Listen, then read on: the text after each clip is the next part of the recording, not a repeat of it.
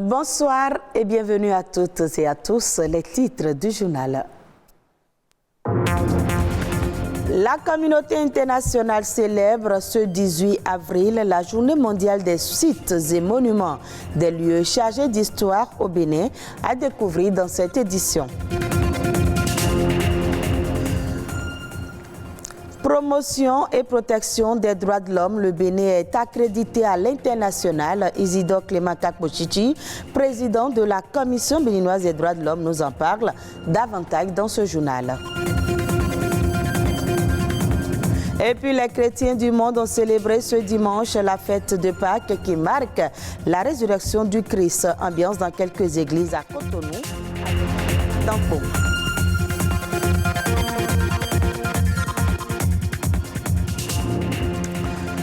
Ce lundi 18 avril, le monde entier célèbre la journée internationale des monuments et des sites. Un monument peut être défini comme un élément de marquage du temps dans la marche de l'histoire d'un peuple ou d'une communauté. À l'occasion de cette journée, Arnaud Adadja a fait le tour de quelques monuments et places publiques de la ville de Cotonou. Suivez son reportage. Ces monuments nous racontent en quelque sorte l'histoire d'un personnage ou soit l'histoire d'un roi. Celle-ci représente un monument aux morts, c'est-à-dire ceux qui avaient fait la guerre en temps. C'est pour ça qu'on l'appelle place thématique. Ici, les gens attendent parler du Bénin et on a encore le Stasi qui est à Aboumé. Les Noirs comme les Européens, s'ils viennent en Afrique, ils vont à Aboumé visiter ça aussi. Un monument est un objet qui a duré dans le temps, qu'on voit aujourd'hui dans les musées ou qu'on trouve partout. Place Bulgarie, place de l'Étoile Rouge, place des Martyrs. Un ensemble de monuments qu'on voit effectivement à Cotonou et qui perpétuent une partie de l'élogieuse et impériale histoire du Bénin. Comme c'est un monument de martyrs, tout ce qui entoure doit être beaucoup respecté, bien respecté. Et les places étaient un peu ça auparavant. Mais à l'heure actuelle, les gens s'entretiennent ça bien, correctement. Chaque jour, les gens prennent soin de l'Étoile Rouge. Ces monuments jadis mal entretenus sont aujourd'hui bien entretenus. Toutefois, n'est-ce pas qu'on pourrait mieux faire? Quand à un certain moment donné, vous avez été marqué par certains événements, le bon sens recommande à ce qu'on consigne ces événements-là, par exemple, dans les manuels scolaires et qu'on puisse l'enseigner aux nouvelles générations. Et au cours de l'éducation civique, il faudrait qu'on enseigne aux apprenants cette période révolutionnaire avec tous les monuments créés en cette époque-là.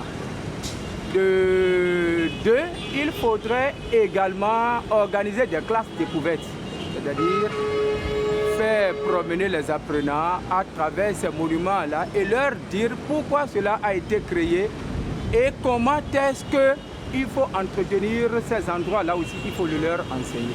Par ailleurs, les noms donnés à certains de ces monuments ou places publiques posent souvent problème. Ce que moi je souhaiterais, vu la réveil de la conscience africaine, cette place, au lieu que ce soit Bulgarie, ce soit Bio, Tchaïba, Kaba. Kaba était une valeur humaine, un héros pour le Bénin.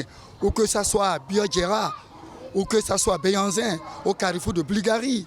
Notre interlocuteur revient encore ici et propose. Le Bénin peut prendre un décret pour que tous les monuments, place du bicentenaire français, place Général de Gaulle, tout ça là, il faut changer ça. Au Bénin, en Afrique, on a des valeurs. Le stade Charles de Gaulle peut porter le stade d'Orego Sadou. Ça peut porter le nom de Dossou Bété ou autre. Au Bénin, la loi reconnaît et autorise à toute personne dont les droits sont violés de saisir les juridictions compétentes afin que ces droits soient protégés. Parmi les institutions publiques en charge de la défense et de la promotion des droits de l'homme, il y a la Commission béninoise des droits de l'homme, une institution de l'État qui, depuis mars 2022, est accréditée à l'international et passe du statut C au statut A. Isidore Clément Kakpochichi, président de la Commission béninoise des droits de l'homme, nous édifie au micro de Patrick Adjaboudjo.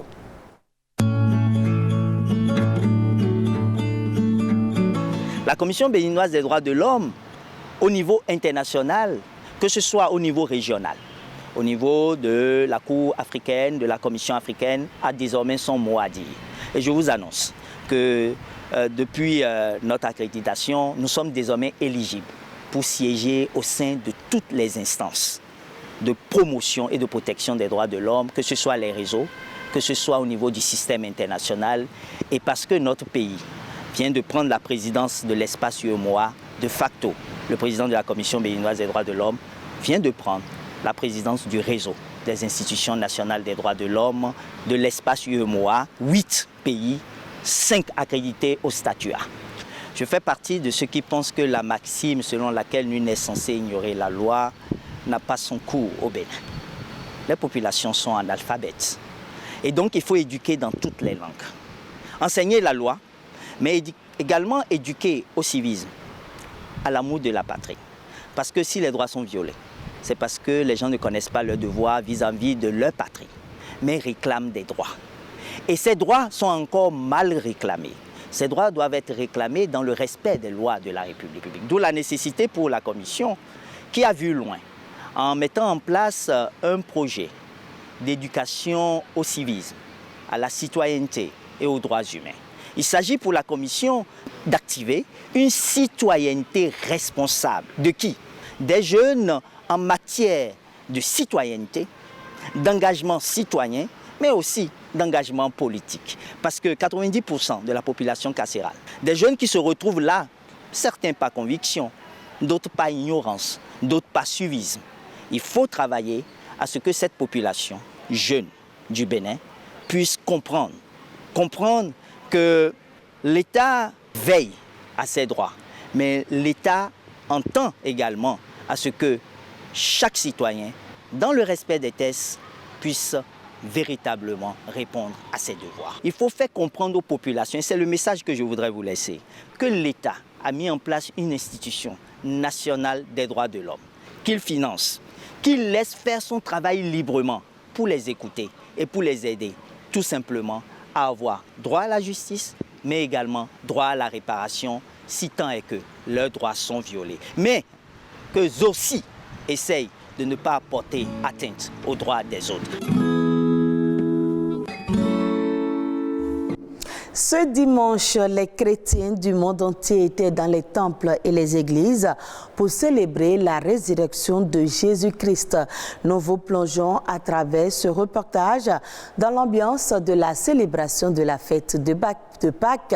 Blaise Adankpo et Igor Ayoso ont fait le tour de quelques congrégations religieuses. Ils ont sorti les trompettes pour chanter et danser pour Jésus ressuscité d'entre les morts. Pour Pâques, les fidèles de l'église Pentecôte du Bénin se retrouvent autour du thème « Le sang de l'Alliance éternelle ». C'est une fête de victoire sur la mort, sur Satan. Et nous sommes présentement en communion avec Dieu et nous sommes devenus des enfants de Dieu, les héritiers du royaume de Dieu. Et à l'église catholique Bon Pasteur de Kadjaoun, c'est un message d'espérance qui est porté par le célébrant aux fidèles. Il est tiré de Jean chapitre 20. La résurrection, c'est la signature de ceci que tout ne finit pas là où l'expérience humaine, là où l'histoire humaine a fini de dire tous ces mots. La signature de l'espérance, qui est celle-ci que nous devons être portés, toujours portés vers l'avenir. C'est cela la résurrection.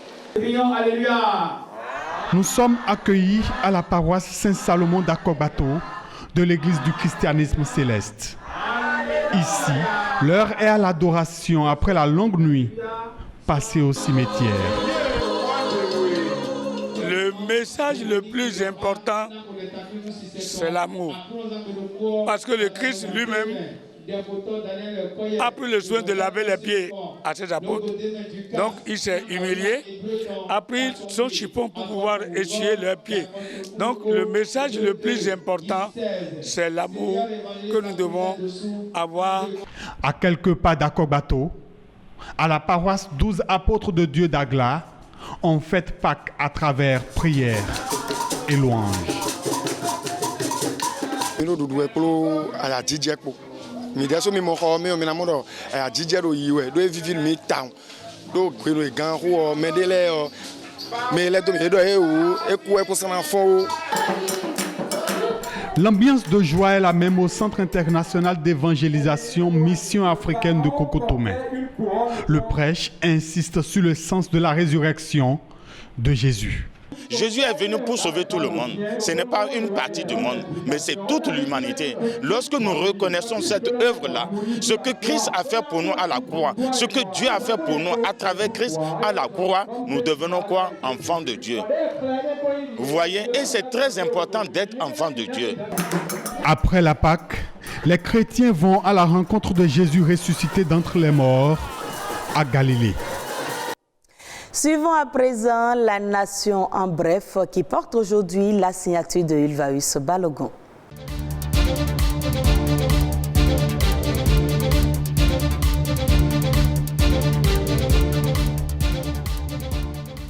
L'Église du christianisme céleste a donné des consignes à ses responsables de paroisse pour éviter les bruits et nuisances sonores causés au voisinage. Dans une note circulaire du révérend pasteur Bennett Adeogun, chef suprême de la dite église, les responsables des paroisses et des chorales sont invités à proscrire l'utilisation des haut-parleurs et des instruments de musique les jours ouvrables de 13h à 15h et de 22h à 7h d'une part, et les jours de repos de 6h à 10h et de 20h à 6h du matin d'autre part. À en croire la note, les présidents de région, les chargés paroissiaux et les maîtres de chœur seront tenus responsables en cas de non-respect des dispositions réglementaires.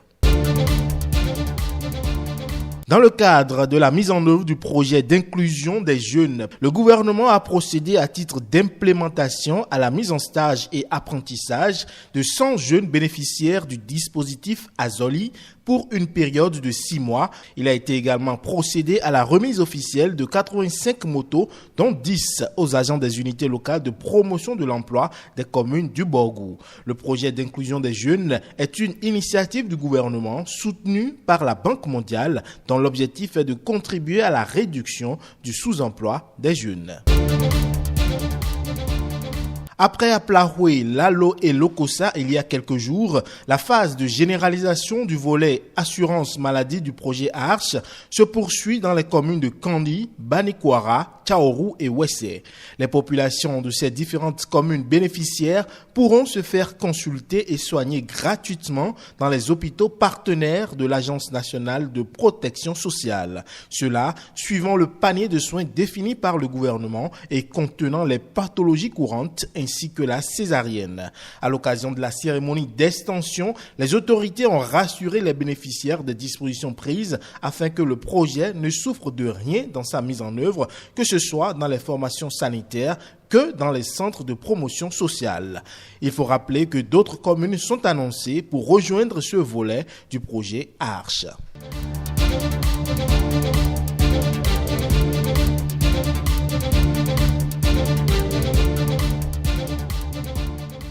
Et bien voilà qui vient mettre un thème à ce journal que vous pouvez suivre également sur le site de l'ORTB www.ortb.bj.